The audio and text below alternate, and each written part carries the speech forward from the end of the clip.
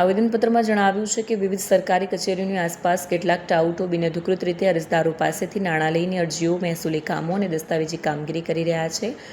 આ ટાઉટો દ્વારા કચેરીના કર્મચારીઓ સાથે સાંઠગાંઠ હોવાના આક્ષેપ સાથે અરજદારો પાસેથી વધુ રકમ વસૂલવામાં આવતી હોવાની ફરિયાદ ઉઠી છે. વધુ જણાવાયું છે કે આવા લોકો પાસે કાયદાનું પૂરતું જ્ઞાન ન હોવાને કારણે જન્મ મરણના દાખલા, આરટીએસ, અપીલો તથા અન્ય અરજીઓ અને દસ્તાવેજોમાં ઘણી વખત ખામીઓ રહે છે, જેના કારણે સરકારી કચેરીઓમાં કામનો ભાર વધે છે તેમજ સરકારી સમય અને સંસાધનોનો વ્યય થાય છે.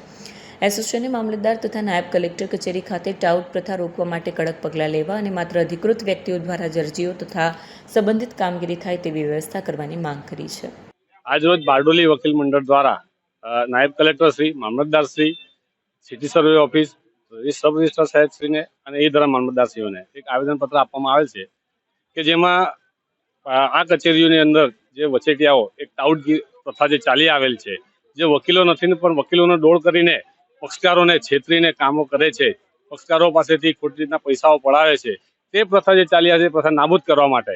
અને જો વકીલોને બદનામ કરવામાં આવે છે તે પ્રથા નાબૂદ કરવા માટે અમે આજે આવેદનપત્ર આપેલું છે કે તાત્કાલિક આ પ્રથા દૂર થાય અને ટાઉટોને આ કચેરીઓમાંથી દૂર કરવામાં આવે.